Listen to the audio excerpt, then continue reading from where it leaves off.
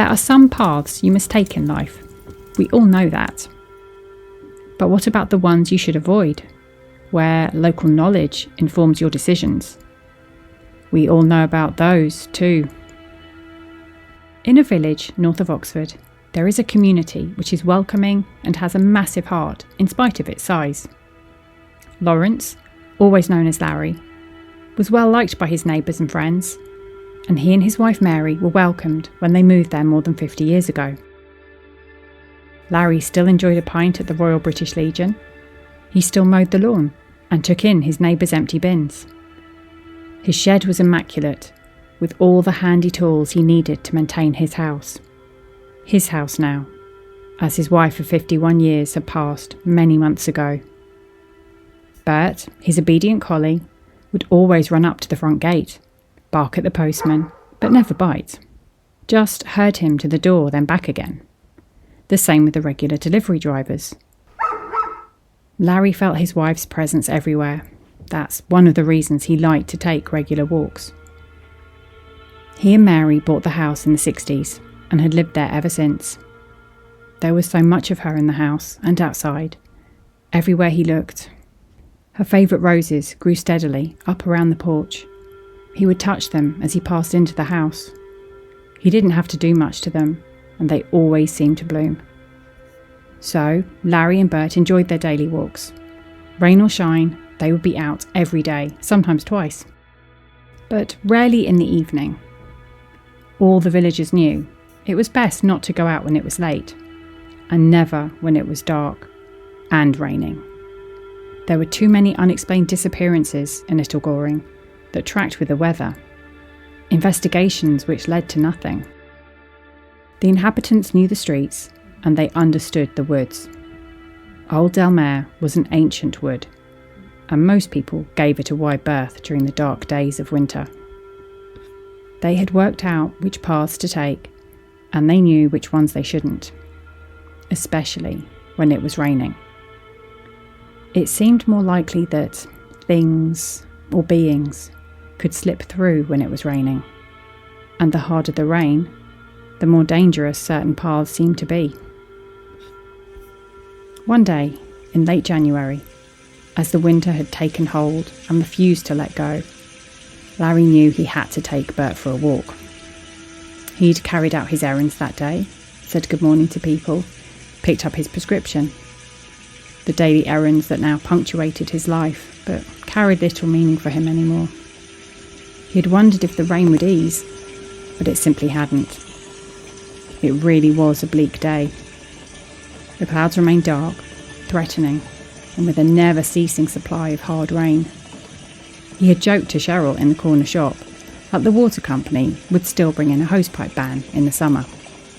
Well, they will. He wasn't wrong. The winter was not ready to give up its hold, and Larry sighed.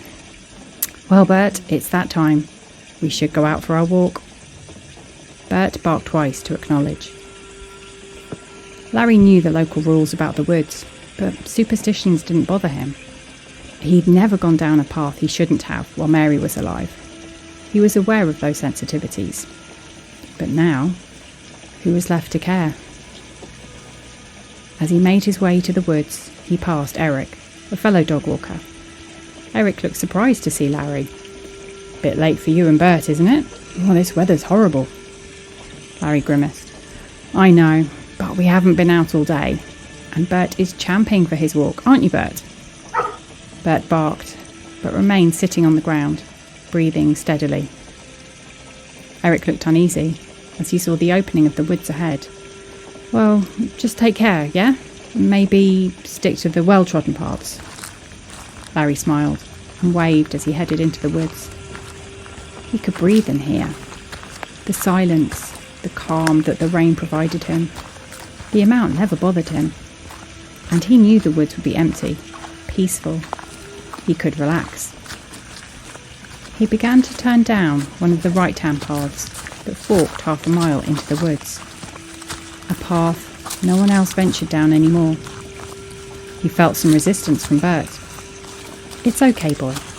Nothing can hurt us here." The entity was lurking amongst the trees, watching them. It was awake.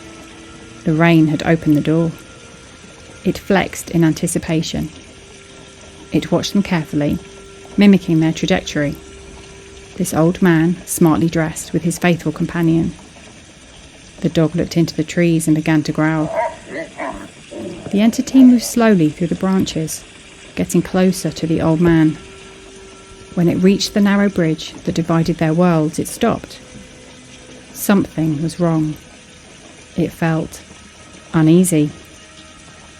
Larry turned his head slowly, looking into the woods, the thick branches obscuring what was hiding. His eyes locked onto the darkness. He smiled coldly and shook his head. The entity shrank back, its unease turning into fear. It could taste something bitter in the air, something bad, painful to breathe in. It was never supposed to interact with humans like that.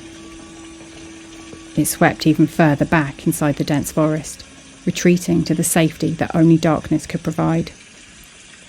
Larry looked on for a few more moments and then chuckled as he walked on. The rain stopped just as Larry and Bert returned home. Bert was silent, watchful, keeping a distance. Larry sat down in a chair and sighed.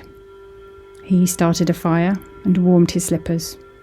He made a mental list of his errands tomorrow as he retrieved a small box hidden near the fireplace. He idly went through the items, turning over his wife's wedding ring in his hands.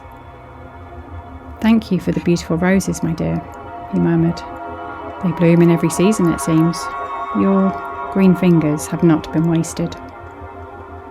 The collie continued to watch him, watching for any sudden changes. It was his duty. He couldn't save his mistress, but he could save the postman, the delivery people, anybody who came to the door. He could escort them, and then with relief, escort them safely back to the gate, back over the threshold, to safety and freedom.